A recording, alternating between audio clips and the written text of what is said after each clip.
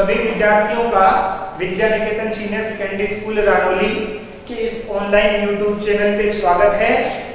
और हम आज एक बार फिर बात कर रहे हैं फिजिक्स भौतिक विज्ञान की। और भौतिक विज्ञान में अपना जो लास्ट वीडियो था उस वहां पे हमने किसकी बात की थी, वैद्युत द्विध्रुव की बात की थी। और आज हम बात कर रहे हैं वैद्युत द्विध्रुव, उसके बाद में वैद्युत द्विध्रुव आघूर्ण। और आज हम क्या बात कर रहे हैं कि वो जो वैद्युत द्विध्रुव है उसके कारण किसी बिंदु पर विद्युत क्षेत्र की तीव्रता क्या होगी और कौन सी कंडीशन है, ये अक्षीय कंडीशन है। देखो इस प्रकार से क्वेश्चन आता है इसमें कि किसी वैद्युत द्विध्रुव की अक्षीय स्थिति पर स्थित किसी बिंदु पर विद्युत क्षेत्र की तीव्रता ज्ञात कीजिए।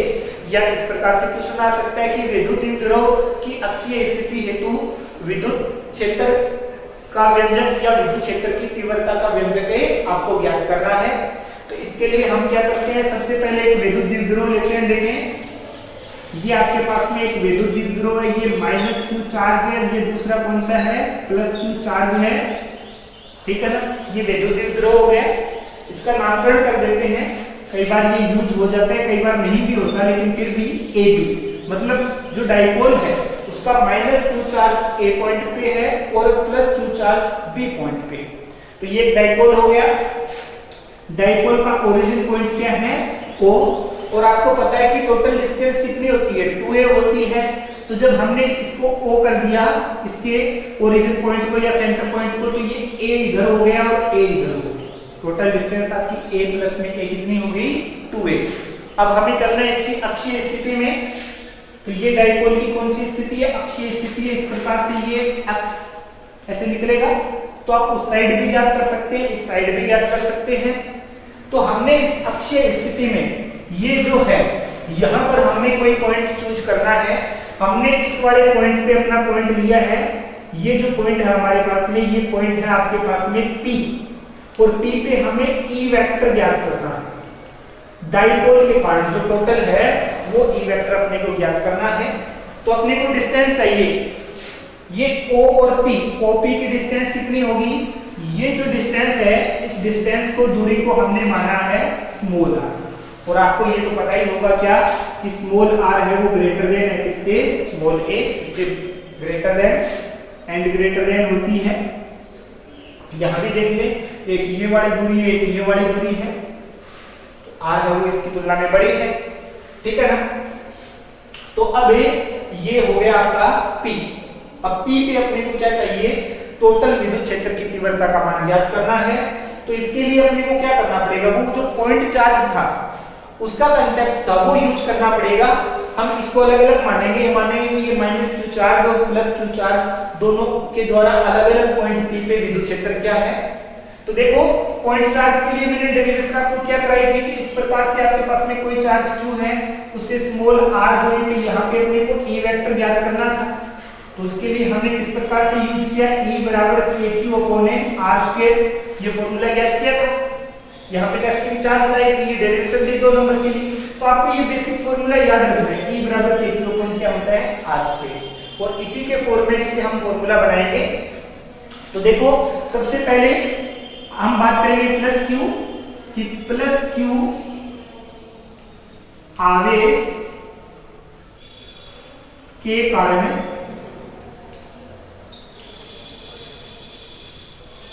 बिंदु P पर विद्युत क्षेत्र कितना होगा, देखिए यहाँ पे।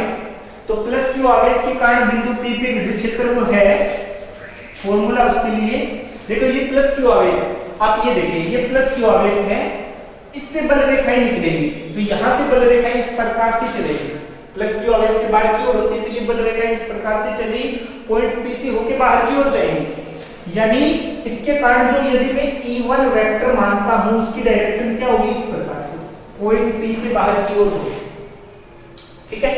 और -q चार्ज की जब हम बात करेंगे, आप इसको भूल जाए, केवल एक बार -q चार्ज को याद रखिए। तो माइनस के लिए हमने बोला कि बल रेखाएं बाहर से अंदर की ओर आती है, तो पॉइंट P से बल रेखाएं अंदर की ओर आ जाएंगी, -q की ओर जाएंगी। तो उसके लिए जो विद्युत क्षेत्र होगा वो क्या होगा, आपके पास में E2 वेक्टर, वो जाएगा उस डायरेक्शन में। और दोनों E1 वेक्टर और E2 टू वेक्टर एक दूसरे के विपरीत है, यानी इनके बीच में कोण या एंगल कितने डिग्री का बन रहा है? 180 डिग्री का बन रहा है। तो देखो प्लस q आवेश के कारण बिंदु P पे विद्युत क्षेत्र या विद्युत क्षेत्र की तीव्रता E1 वेक्टर उसका हमें लेना है मॉडुलस, तो k ये चार्ज क्या आपका प्लस q, तो प्लस q का मॉडुलस और डिवाइड बाय अपने को कौन सी दूरी चाहिए? देखो ये वाली दूरी चाहिए OP। देखो OP की दूरी अपने को दूरी चाहिए B और P, BP ये दूरी चाहिए। तो ये दूरी कैसे निकलेगी कि ये टोटल दूरी कितनी है अपने पास में स्मॉल r, तो स्मॉल r में से क्या करना पड़ेगा अपने को? इस a को घटाना पड़ेगा। तो ये वाली डिस्टेंस ये क्या हो जाएगी आपकी r माइनस a, ठीक है ना, डिस्टेंस ये हो जाएगी। तो हम लिखेंगे r माइनस a का होल स्क्वायर, ठीक है। अब इसके बाद में माइनस q आवेश के कारण बिंदु P पर विद्युत क्षेत्र, ये सेम लैंग्वेज आ जाएगी। तो माइनस q आवेश के कारण बिंदु P पे जो विद्युत क्षेत्र है उसकी तीव्रता इस प्रकार से आएगी, आप देखिए E2 वेक्टर इसका मॉडुलस, उसके बाद में k चार्ज के आपके पास में माइनस q, तो इसका मॉडुलस लेंगे माइनस q का मॉडुलस डिवाइड बाय ये वाली डिस्टेंस a और p के बीच की। तो a और p के बीच की डिस्टेंस कितनी है भाई अपनी? ये है आपकी r प्लस में a, ये यहां तक r और इसमें क्या जुड़ रहा है? a जुड़ रहा है, ये वाली डिस्टेंस हो जाएगी। तो हम लिखेंगे r प्लस में a का होल स्क्वायर, ये माइनस q का मॉडुलस q हो जाएगा, r प्लस में a का होल स्क्वायर हो गया। अब इसके बाद में आगे बढ़ते हैं।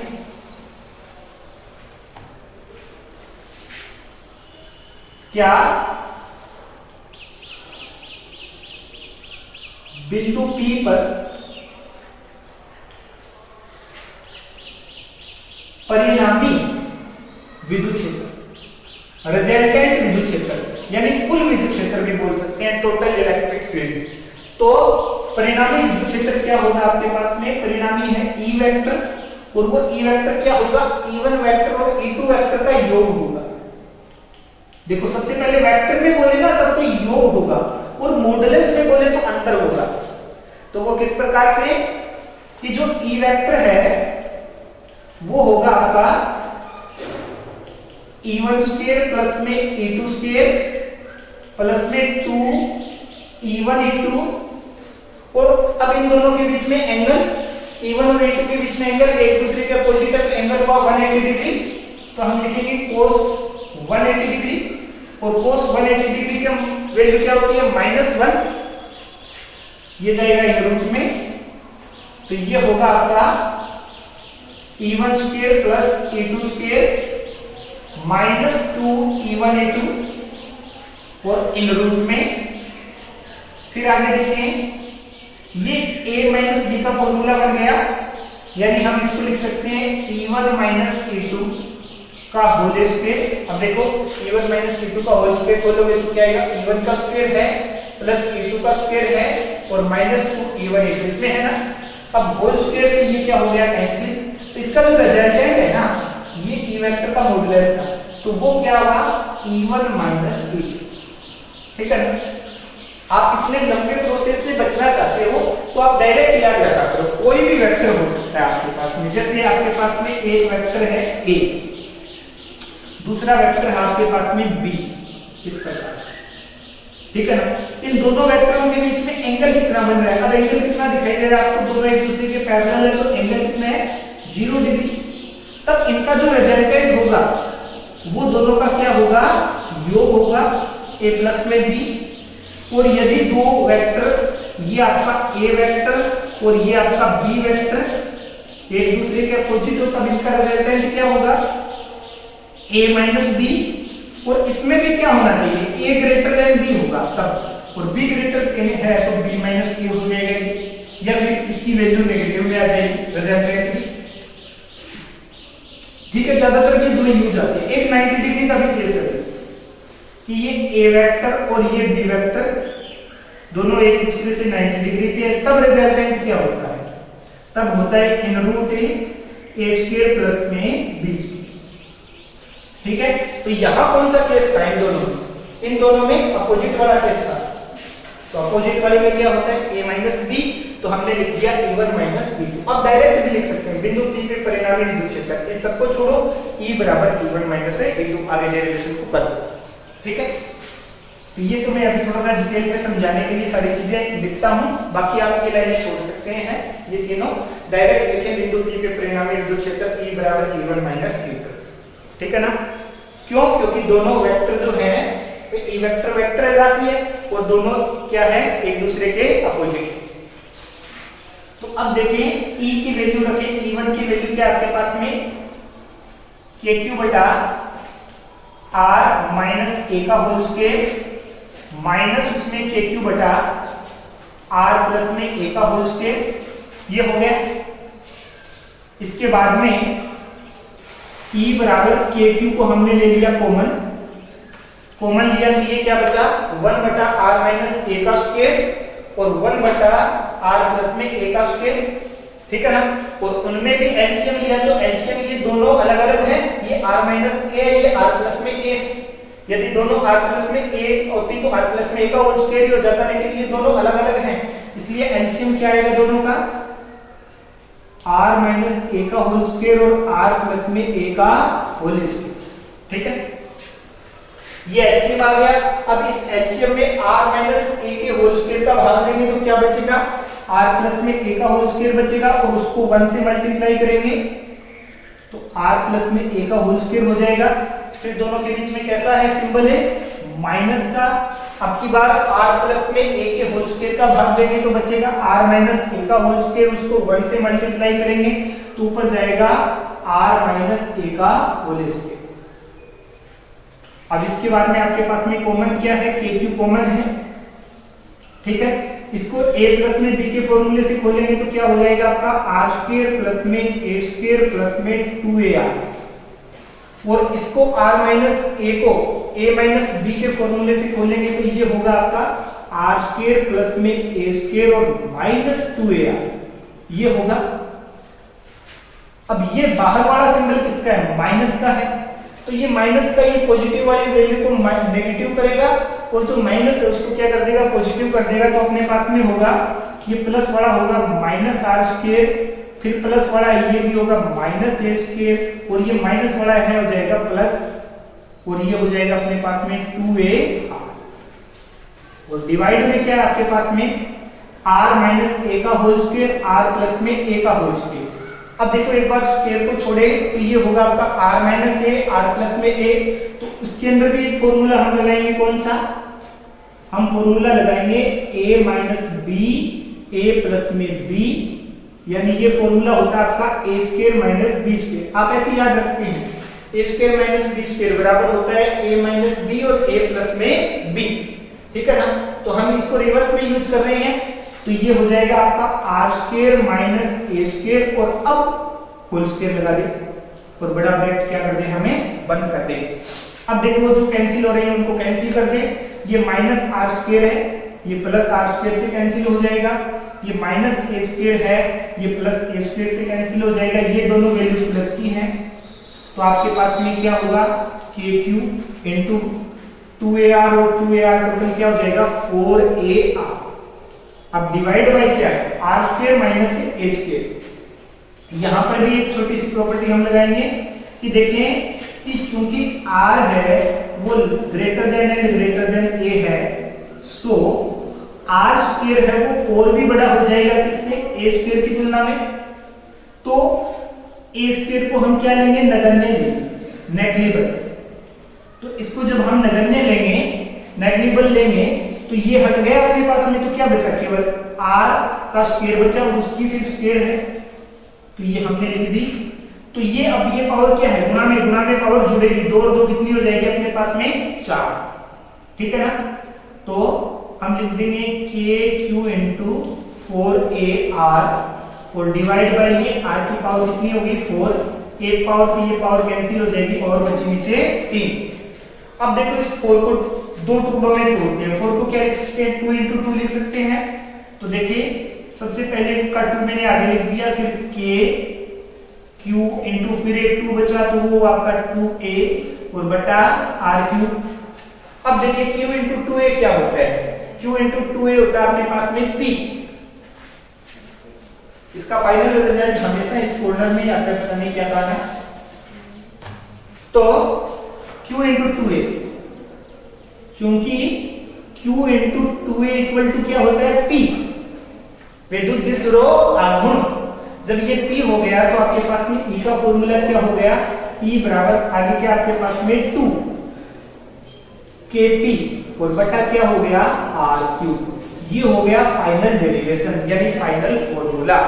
तो ये बड़ी डेरिवेशन है जो 3 नंबर के लिए आती है, और ये 3 नंबर की जो डेरिवेशन है उसमें क्या पूछा जाता है, मैं एक बार फिर बता देता हूं। प्रश्न इस प्रकार से आता है कि विद्युत ध्रुव क्या है, या जोड़ेंगे 1 नंबर के लिए विद्युत ध्रुव आघूर्ण को समझाइए, हो गया। बाकी 2 नंबर के लिए ये सारी डेरिवेशन बचेगी, जिसमें क्या पूछा जाएगा कि किसी विद्युत ध्रुव की अक्षीय स्थिति पर स्थित किसी बिंदु पर विद्युत क्षेत्र की तीव्रता का व्यंजक प्राप्त कीजिए। हमने केवल तीव्रता ही बोला है, तीव्रता का व्यंजक डेरिवेटिव, ये इसका डेरिवेटिव या फॉर्मूला हम कह सकते हैं कि फॉर्मूला प्राप्त कीजिए। तो ये इसका फॉर्मूला है। कैसे प्राप्त किया वापस बता देते हैं। ये डाइपोल आपका AB, ये माइनस Q चार्ज, ये प्लस Q चार्ज, ये इसकी अक्षीय स्थिति में ये इसके सेंटर से स्मॉल r दूरी पे पॉइंट P है। P पे अपने को फाइनल विद्युत क्षेत्र है, E वेक्टर है, वो ज्ञात करना है। तो इसके लिए क्या किया, माना प्लस Q के कारण यहाँ पर विद्युत क्षेत्र E1 वेक्टर है, माइनस Q के कारण यहाँ पर विद्युत क्षेत्र E2 वेक्टर है, और दोनों एक दूसरे के लंबवत हैं। ये चीजें दोनों एक दूसरे के अपोजिट है, एक दूसरे के हम बोलते हैं इसको प्रति समांतर विपरीत दिशा में कार्य कर रहे हैं, ठीक है ना। तो उस चीज का पता कैसे चलता है, उस चीज के लिए आपको विद्युत बल रेखाओं की प्रॉपर्टी पता होनी चाहिए कि प्लस Q से बल रेखाएं बाहर की ओर निकलती है तो P से होके आगे चली जाएगी, तो ये A1 वेक्टर की डायरेक्शन हो जाएगी, और माइनस Q के अंदर बल रेखाएं प्रवेश करती हैं तो ये इस प्रकार से जाएंगी, तो ये E2 वेक्टर की डायरेक्शन हो गई। उसके बाद में प्लस Q आवेश के कारण बिंदु P पे विद्युत क्षेत्र का फॉर्मूला क्या होता है, KQ/R²। तो ये K और Q यानी प्लस Q का आपने को हमेशा मॉडुलस लेना होता है, डिवाइड बाय R, इनके बीच की दूरी R माइनस A का होल स्क्वायर, और फिर जो माइनस Q है उसके कारण विद्युत क्षेत्र यानी E2 वेक्टर की वैल्यू क्या होगी आपकी, बराबर K माइनस Q का मॉडुलस, और ये वाली टोटल दूरी R प्लस में A का होल स्क्वायर। तो ये KQ/R प्लस में A का होल स्क्वायर, यहाँ पर भी KQ/R माइनस A का होल स्क्वायर।